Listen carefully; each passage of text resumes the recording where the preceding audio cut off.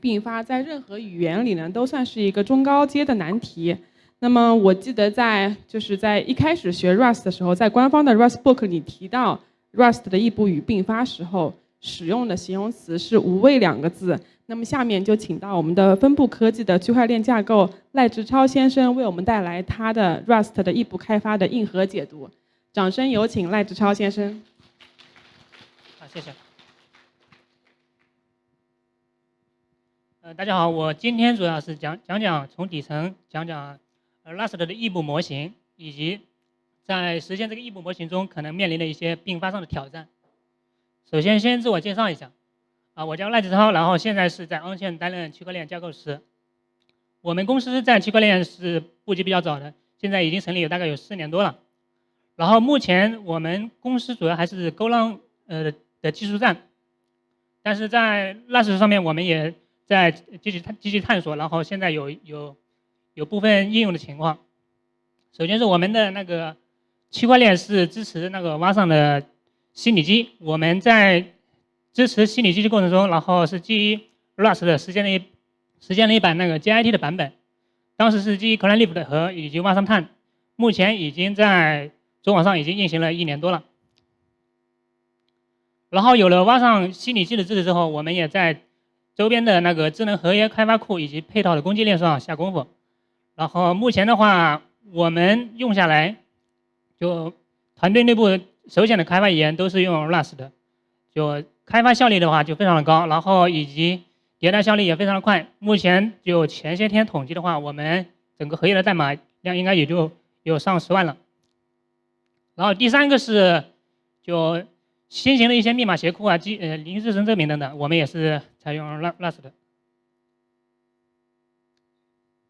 行吧，为了讲解那个异步编程模型嘛，我们先来看一看那个就大家都比较熟悉的就同步版本的一个多线程词的实现。在同步版本多线程词的话，就典型的就是如左图这个，它是有一个前级的队列，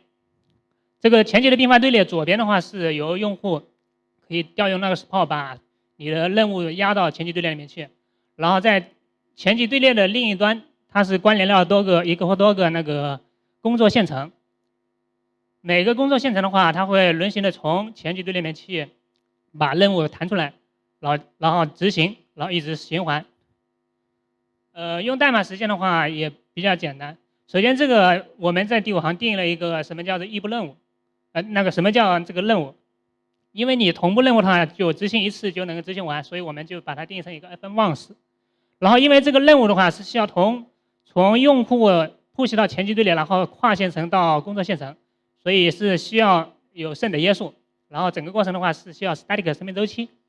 然后为了把那个具体的 FN once 那个类型抹除掉的话，我们是要把它 box 打包。然后第8行的话，我们就构建了一个并发的队列，然后我们比如说起4个线程，每个线程的话就拿到队列的接收端，然后就一个循环，就拿到 task， 然后执行 task。当然这个执行 task 的时候有可能是 panic 的，所以我这边因为为了适应我就没有做这个处理。然后另一端的话，那个sender端的话，最终是保持在那个前级的静态变量 Q 里面。对于用户调用的那个 support 的话，我们就直接拿从这个前级队列的 sender， 直接把那个任务发到那个前级队列里面去。这是就同步版本的一个多线程。好，现在我们来看看那个异步版本的那个多线程词。首先定一下异步任务，就是不能立马就执行完成，它可能是要分多次的。所以 FN once 的话就不行了，我们所以可以认为它是一个 FN mute。然后它返回的结果有可能是已经执行完，有可能没执行完，我们现在就暂时叫它定一个不。这样定义的话，有一个问题就是，你那个工作线程 execute 它在执行这个任务如果没有完成，那么它就不知道接下来怎么办了。因为如果你这一直在等着你任务能够好，那么你那个前级队列里面的其他的任务就一直在等着，就不能执行，你直接扔掉也不行。所以这个有个什么巧的办法呢？就 execute 呢，它就不关心你这个什么时候这个任务什么时候好，它在执行的时候呢，就创建一个 wake， 然后告诉 task， 如果你什么时候好了，你可以通过这个 wake 来告诉我，然后我可以把它重新丢到那前几堆里面去，这样的话就是可以接着下一次执行。所以定时 task 的话，就在 fmute 基础上，它的参数里面多了一个叫 wake 的参数。然后异步任务它执行的时候，如果发现没有热点，就把这个 wake 注释到专门监控那个能够监控这个任务啥时候能够向前推进的那个任务状态那个 react 中。比如说是底层的 IO epo 啊，然后定时器。定时器如果发现它好了的话，直接就调这个 wake 就把那个任务重新压回了那个前期队链。好吧，对于那个异步计算的一个标准定义的话，就 Rust 是专门定了那个叫 future 的。future 的话，它有一个叫 pull 的函数，然后它返回是一个叫 pull， 这个跟之前的 bool 值是类似的，只是这边的话语义更加清晰一点。如果没好的话就返回一个 pending， 如果是好的话就返回一个 loading。然后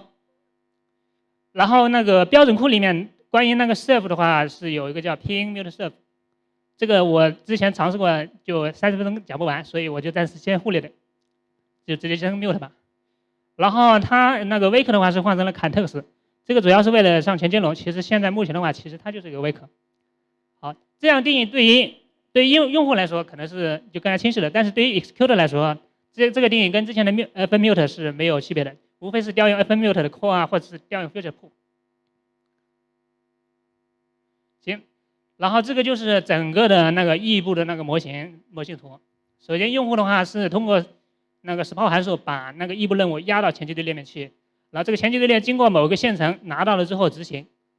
然后会构造一个 wake 出来，这个 wake 传递给执行的那个 future， 如果执行成功了，那就 OK 了。如果执行没好，那么这个 wake 那个 future 的话需要负责把这个 wake 注释到那个 react 上面 ，react 专门监听那个事件什么时候好了，那么他就重新把这个 wake 唤醒，就相当于把整个 task 重新压到那个前期队列面去。这样的话，下次的话，其他线程又能拿到，就继续就循环的执行，直到执行结束。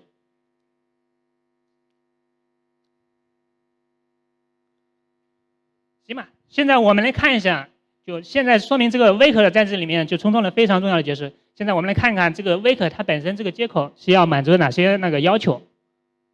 首先，你本身 wake 本身要起到唤醒的作用，所以你本身肯定要提供一个叫 wake 的那个方法。然后我们的异步任务的话，其实可能它就非常关心很多个事件源，比如说你是定时器啊，或者 IO 呀等等，所以也就是说它可能是对应了多个不同的 reactor。因为你在 future 在 pull 的时候，那 execute 只是传了一个 wake 过来的，那么我现在要把一个 wake 发到多个 reactor 上面，那么肯定是要实现一个克隆。然后你的 execute 本身跟 reactor 可能不在一个线程里面，也就是说这个 wake 是必须要从 execute 的线程就发送到跨线程发送到 reactor 上面去，所以也就需要一个 send 的约束。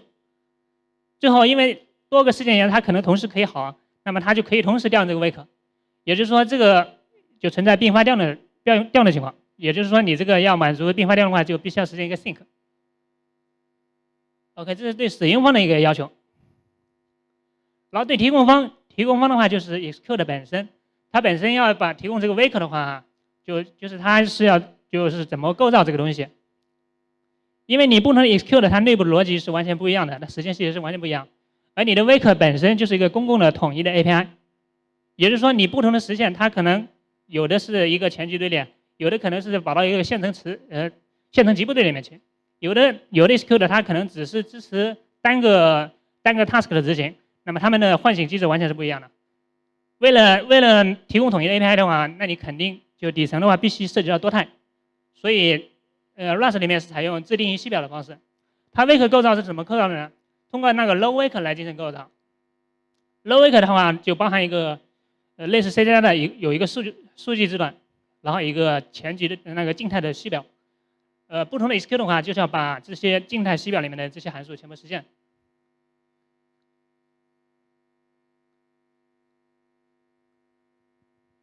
好吧，那 wake 在实现过程中，它可能会有一些并发上的问题。我们来先说第一个，因为刚刚说了 react 有可能是有多个它同时执行这个 wake 的话，就是并发调的话，它有什么问题呢？如果两个都想试图把那个你的异步任务压到那个前级队列面去，如果你压了2次，那么如果第一次压的被线程 A 拿到了，第2次压的被线程 B 拿到了，线程 A 跟 B 现在同时想 pull，OK， 因为 pull 本身它的那个 safe 参数是 mute 的，也就是说是互测的。现在你这边两个的同时在 pull 的话，就产生一个 data less， 也就是说这个就造成了那个线程安全问题。所以这边就要求你并发调的时候，只有一个成功压到那个执行队列面去。然后其实是 wake 调用跟 pull 之间也有并发，就比如说一个 task 它正在pull 里面执行，但是之前一次 pull 的时候注释到 react 里面去，但这个 react 突然间好了，它也试图想把它唤醒插到那个并发队里面去，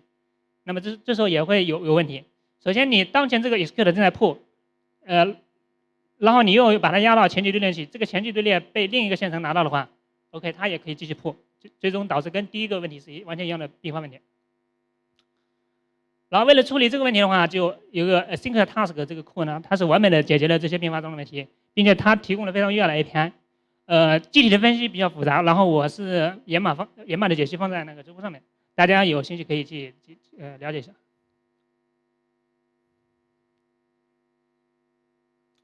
好，现在如果用那个 async task 来处理这个问题的话，左边这边我把之前的那个同步的那个多线词放在这边，右边是就用 async task 来做的。可以看到它那个 execute 的它那个代码是几乎跟左边是完全一样的，就只是把 task run 改成了一个 task。然后 spawn 这边是稍微有点区别，因为它在构造的时候，有稍微要做一些那个处理。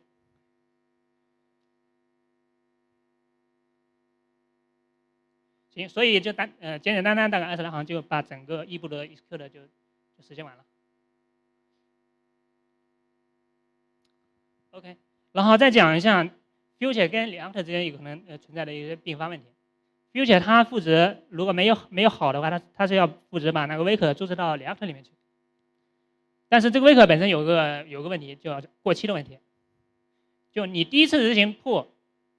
跟第2次执行，它的传就 execute 给它传的那个 wake 有可能是不一样的。这样也就是说，只有最新的那个 wake 是能够把这个 task 唤醒，老的话就唤不醒。所以你导致的问题的话，你每次 pull 的时候，你都必须要把你的 wake 重新更新到那个 react 里面去，就以确保能够唤醒。比如说下面这个例子，这个 future 的话，它是就同时对2个事件感兴趣，注释有2个 react。那么它在 pull 的时候，它要注释 react 1的那个 wake， 然后还要注释 react 2的 wake。当它下次 pull 的时候，每次都要把这些 wake 重新再更新一遍。那现在就问题来了 ，future 的 pull 是执行在 execute 的那个线程，你 react 的话是执行在 react 线程。一个线程试图往里面写，另一个线程往里面读，就并发问题来了。为了处理这个问题的话，最简单的方式你可能要加一把锁。加一把锁的话，你本身因为你有多个 react， 就每个都要加锁解锁，这个操作本身就比较复杂，比较耗时。然后那个sync wake 叫有个 future 的 RS 里面有个叫 atomic wake， 它是完美的处理这个问题。它怎么处理呢？它把这个问题解成了一个叫单生产者多消费者的模式。就谁是生产者呢？就 future 的 pull， 它是负责把 wake 给注释到那个 atomic wake 里面。然后这个 atomic wake 的话被多个react共享，所以当它那个注释的时候，只需要更新一次，更新到 atomic wake 里面，所有的 react 都同时能够拿到最新的那个 wake。同时，它的实现也是 log free 的，所以它是一个非常基础的那个底层的高效的库。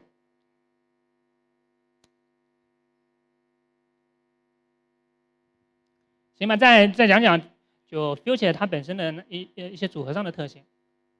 就异步任务它本身是可以组合的，比如说你要发起一个 HTTP 的那个 REST 请求，那你可能先是拿着域名去查询 DNS， 拿到 IP， 然后建立 TCP 连接，发送请求数据，拿到响应数据，这过程中的每一步它都是一个异步任务。你把它综合把这些异步任务就拼接在一起的话，就形成一个完整的那个大型的异步任务。然后 FutureOS 里面是提供了一些可组合的那个组合者，比如说你 future 一点 map 一个函数，然后 then， 然后最终把降另一个 future。因为这个 future 的话，它要执行的话，必须要发到那个 React 里面那个 execute 里面去，所以它当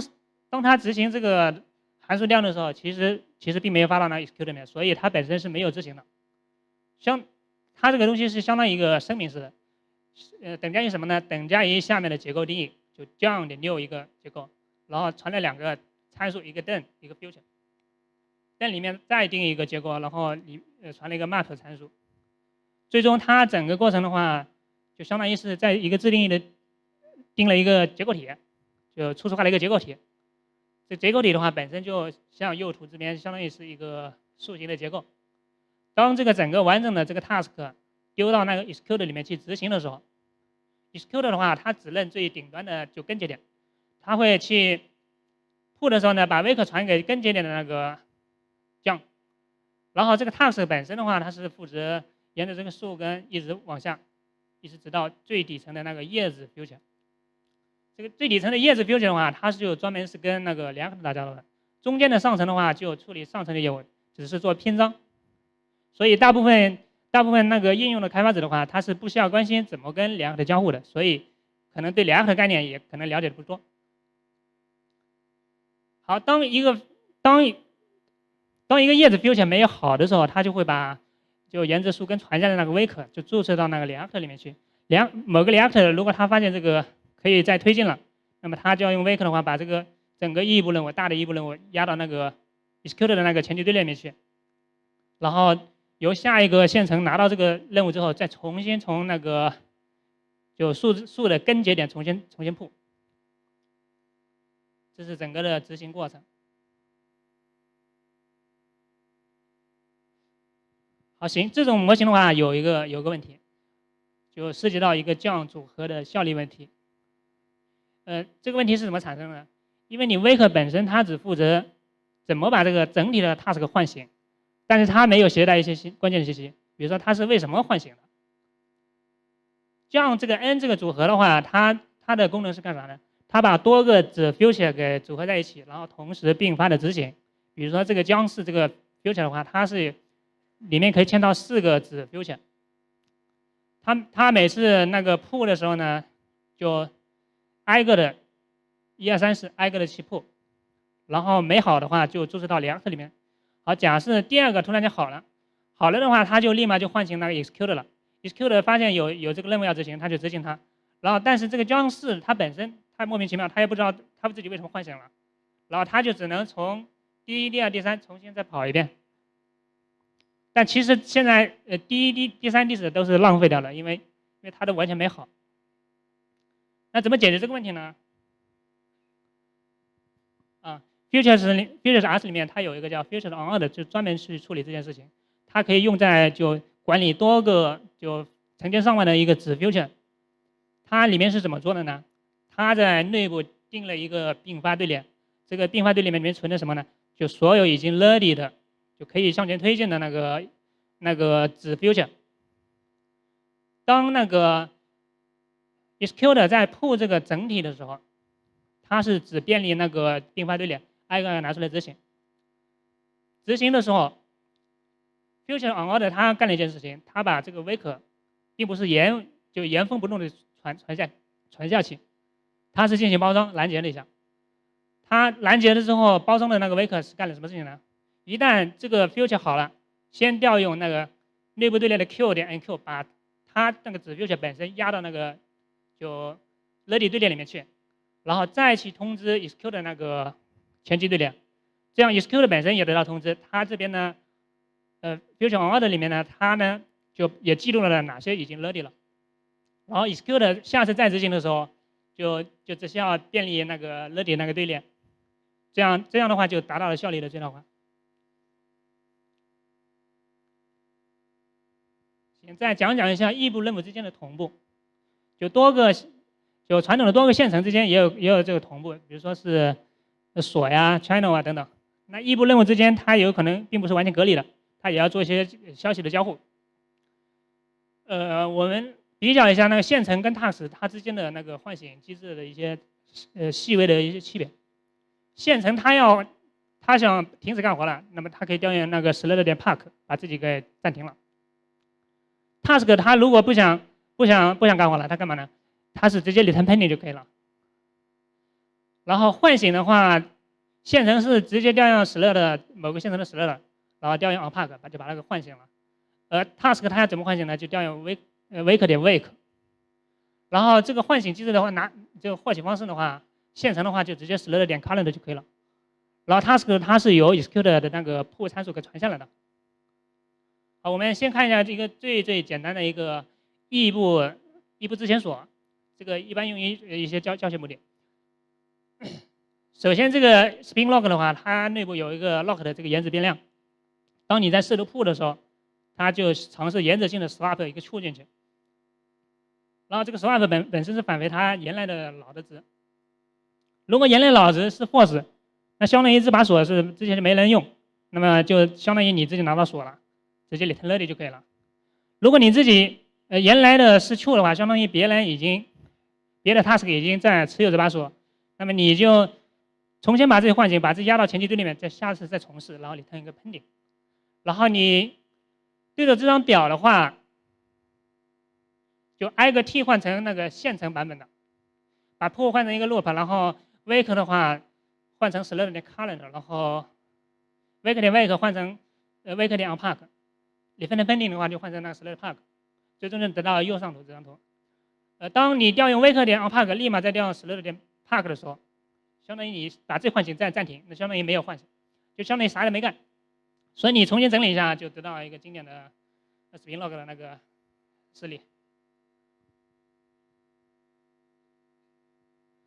OK， 现在来讲一下就标准的现在大部分用的那个异步 mutex 它是怎么做的？异步 mutex 里面它这个共享的结构里面是包含一个数据段，表示你要锁的那个数据，然后一个 lock 的延迟变量来表示有没有被锁住。然后如果你没有异步任务想去拿着锁就没拿到锁，那么它就只能进那个等待堆里面去等别人去通知它。好，所以看一下那个拿锁的过程。它首先是尝试性的修改延迟变量为 true swap 一个 true 进去。如果拿到之前的老值是 false 的话，相当于你现在拿到锁了，那成功了。如果你没拿到就失败了的话，那么你现在就只能等，怎么等呢？把你自己丢到那个wait queue 里面去，把你的 wake 放进去，然后拿到锁的任务，他想释放这把锁的时候，就直接把 lock 的改成 false， 然后从那个等待堆里面去取出一个 task 那个 wake 出来，就去唤醒对应的某一个 task。这样下次那个 task 进了前期堆里的话，那么下次就轮到他去执行的时候，发现这个 locked 是变成 false 的，那么他就可以拿到锁，就进行下一步的处理。好，这里讲一个，就大家就挺多人就有一个误解的地方，就认为你在异步程序里面你是必须要用那个异步锁的，就同步锁的话有阻塞就不行。这个是不对的。之所以不对是大部分的这个wait queue 它的实现内部一般都是用了一个同步锁，也就是它本身并不是完全的异步，也是里面有一个同步锁在里面。所以如果你在应用里面你锁的只是想保护一段数据，比如说你数据共享的数据想要做个加加减减，那么你应该直接用STD 标准库里面的一个同步锁，因为你本身这个锁的力度是非常小的。而如果你要用异步锁的话，它这边有一个 wait queue 本身就比你这个直接保护你的锁的要复杂多了。那什么时候用异步锁呢？就保护 IO 之间的时候，当你的锁要跨越多个 await 点，那么可能是就时间会差的比较大的时候，那么你是优先是需要使用异步锁的。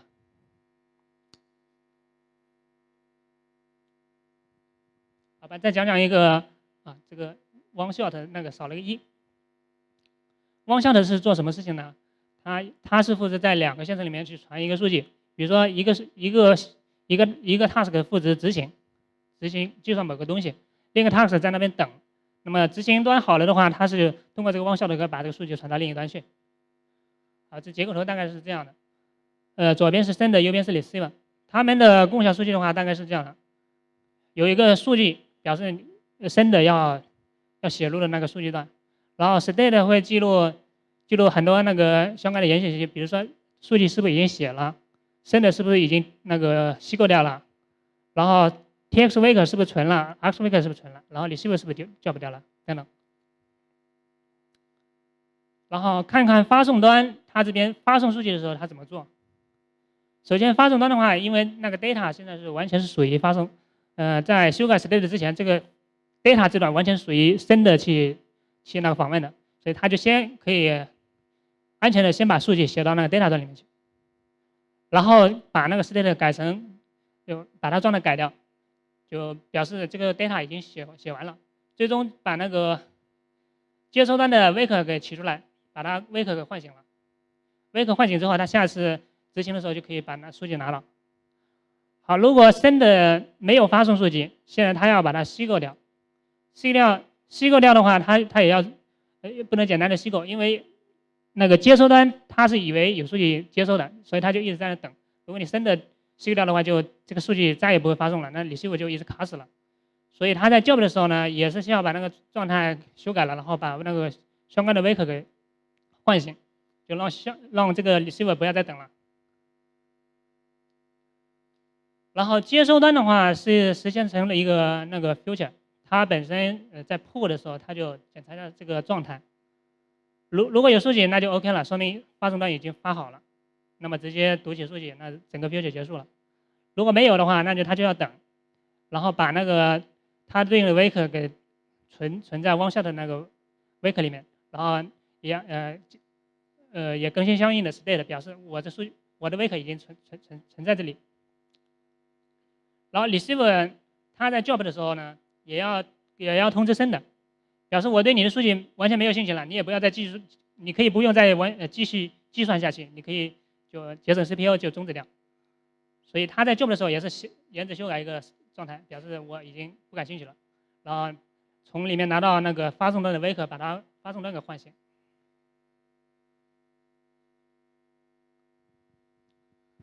行吧，然后再讲一下我自己做的一个叫 wait group。wait group 在 Golang 里面是非常常见的，就你可以有一个主任务，然后去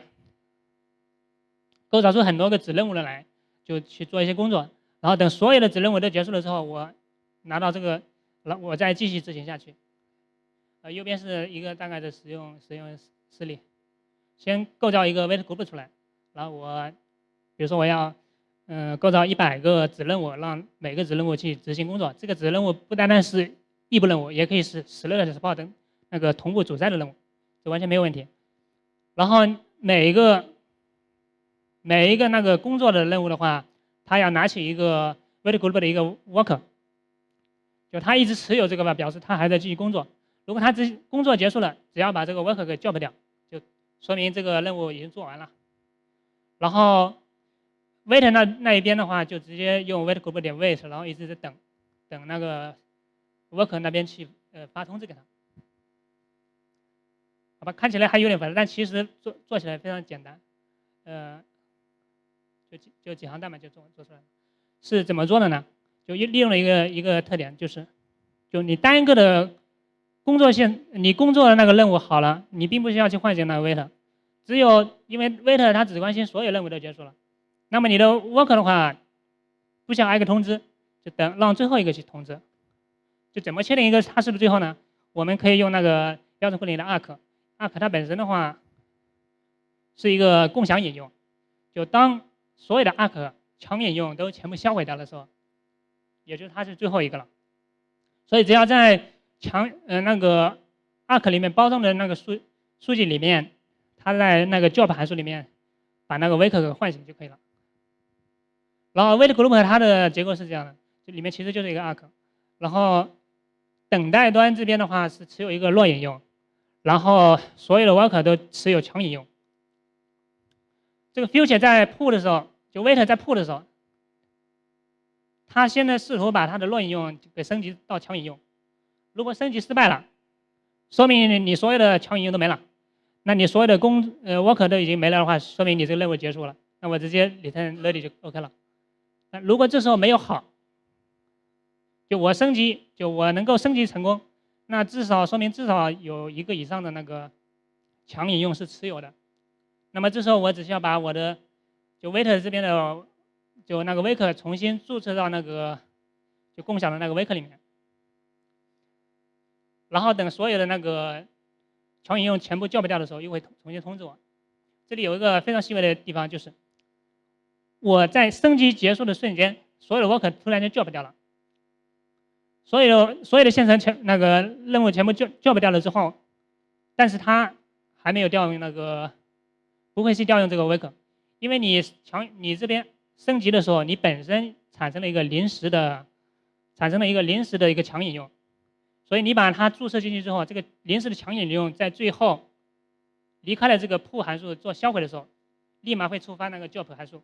然后会把它自己相当于这时候就自己把这个唤醒，这样整个就完整了。行，由于时间关系，就暂时先介绍这，谢谢。